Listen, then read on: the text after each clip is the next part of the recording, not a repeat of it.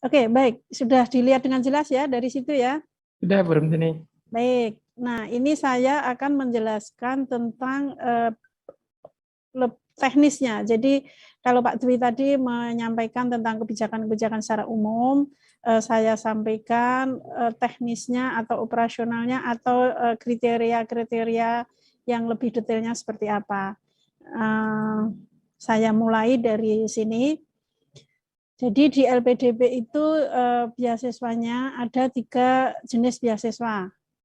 Yang pertama adalah beasiswa afirmasi, kemudian yang kedua beasiswa targeted, yang ketiga beasiswa umum. Untuk beasiswa afirmasi mempunyai 4 anak, beasiswa targeted mempunyai 4 anak, dan beasiswa umum mempunyai 3 anak. Ini perlu saya jelaskan agar dapat dipahami dengan baik oleh para peserta, karena saking banyaknya program, kadang-kadang membingungkan begitu. Saya mau mendaftar yang mana? Nah, ini akan saya jelaskan satu persatu.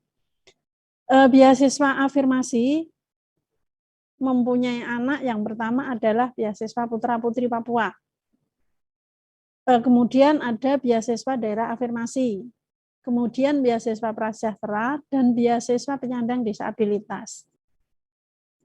Beasiswa putra dan putri Papua ini dikhususkan untuk putra-putri Papua yang tadinya tergabung dalam yang kita sebut sebagai beasiswa Indonesia Timur, yang yang populernya disebut beasiswa BIT.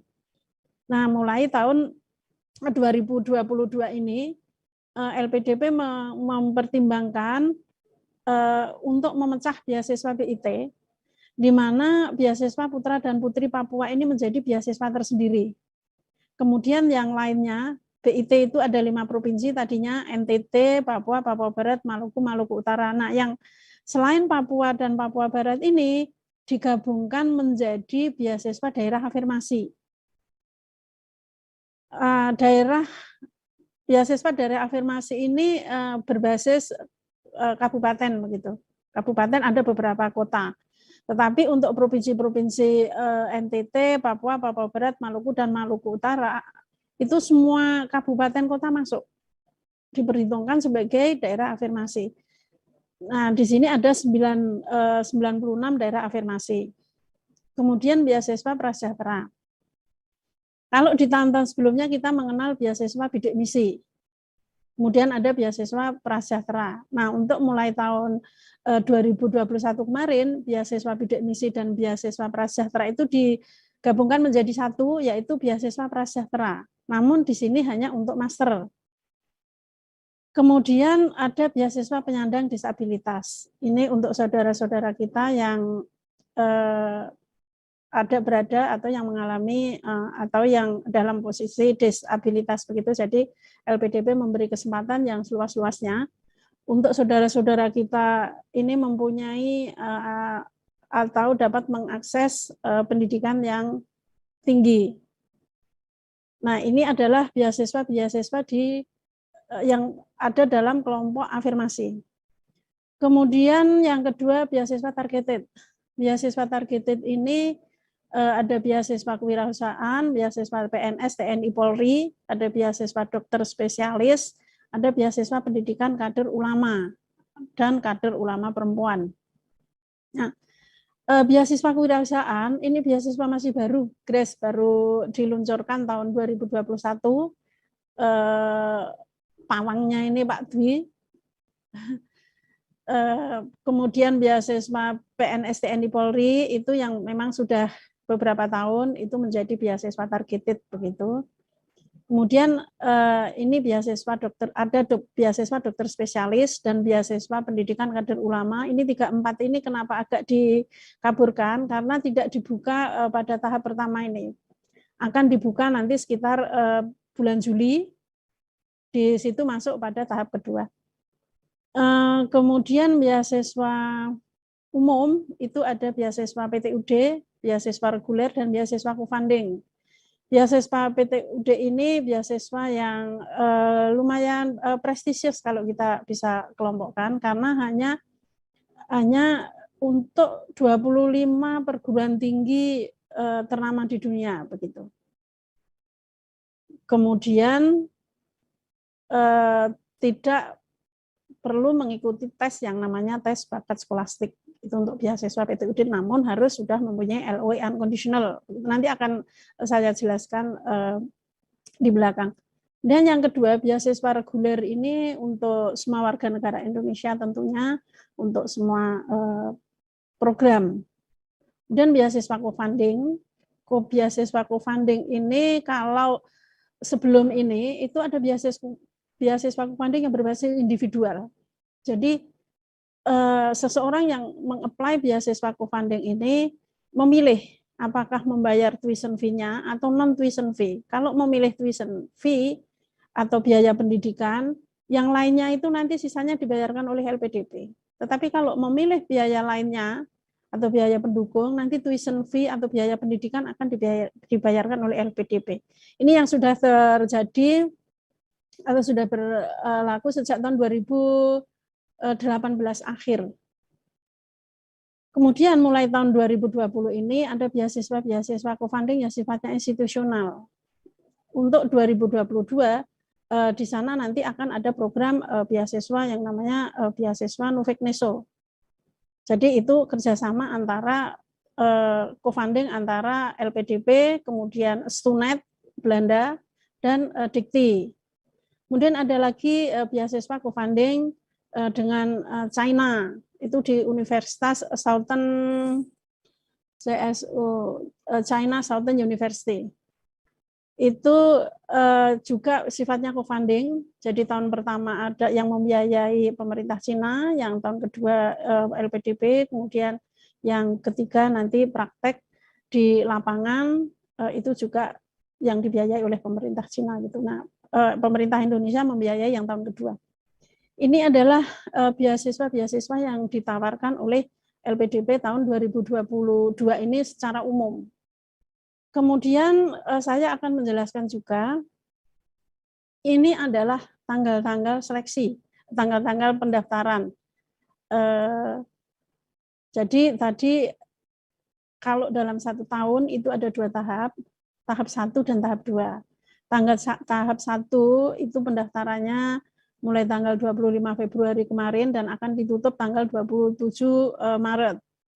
Kemudian kalau tahap 2 itu nanti akan mulai 4 Juli dan akan ditutup 5 Agustus. Kemudian seleksi administrasinya bisa kita lihat di sini semua, jadi ada seleksi administrasi, kemudian ada seleksi bakat skolastik, dan ada seleksi substansi, yang mana tahap pertama ini akan diumumkan tanggal 30 Juli. Kemudian tahap kedua akan diumumkan 11 November.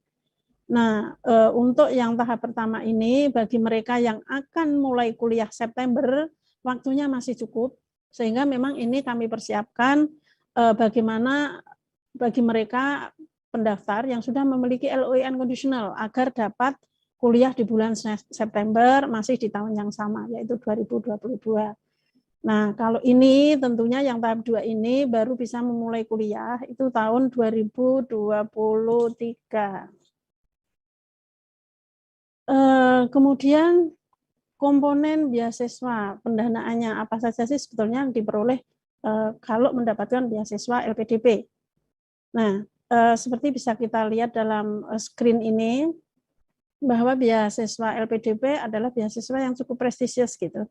Artinya dibanding dengan beasiswa-beasiswa internasional yang biasanya kita sangat bangga kalau mendapatkan beasiswa internasional, itu ternyata pemerintah Indonesia saat ini sudah bisa memberikan yang beasiswanya sama, bahkan dalam beberapa komponen lebih.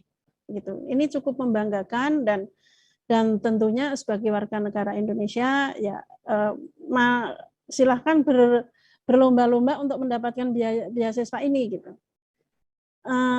Yang pertama adalah dana pendidikan.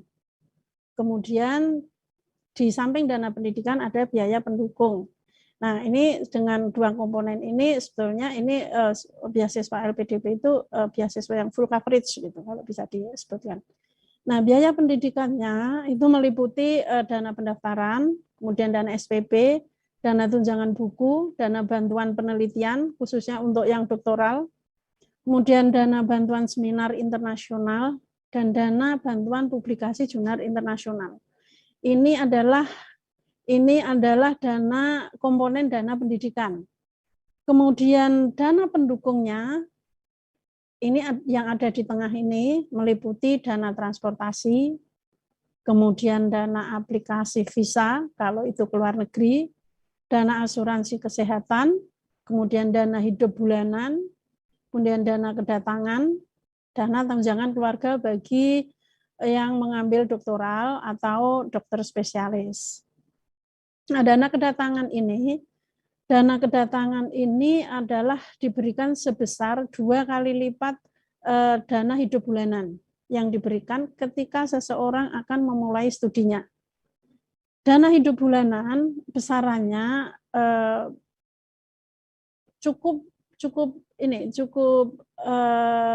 cukup digunakan atau cukup menghidupi seseorang yang statusnya sebagai student untuk hidup 1 bulanan tanpa harus bekerja. Dan ini sudah diperhitungkan dengan matang oleh LPDP dan disesuaikan dengan kota masing-masing.